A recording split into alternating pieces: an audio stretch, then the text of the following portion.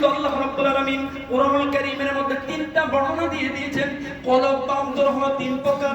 একটা হলো সুস্থ কলব, আরেকটা হলো অসুস্থ কলব, আরেকটা হলো মৃত কলব।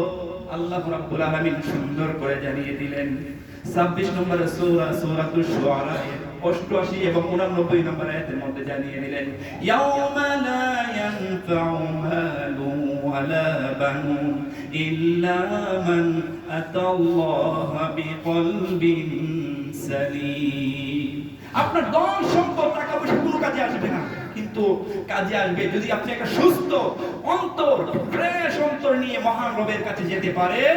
আপনাকে সফল করে দিবেন কে? এজন্য সুস্থ অন্তরের দরকার আছে না নাই বলেন?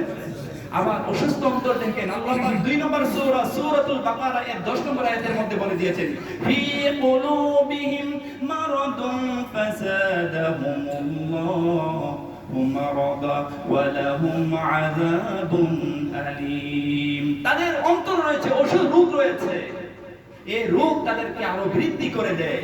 এজন্য অসুস্থ অন্তরকে চিকিৎসা করে সুস্থ করার দরকার আছে না নাই বলেন? আর মৃত অন্তরের কথা বলা হয়েছে ওয়ালাকাদ জারানা লি জাহান্নামা কাসীরাম মিনাল জিন্নি ওয়াল ইনস লাহুম কুলুবুন লা ইয়াফকাহুনা বিহা।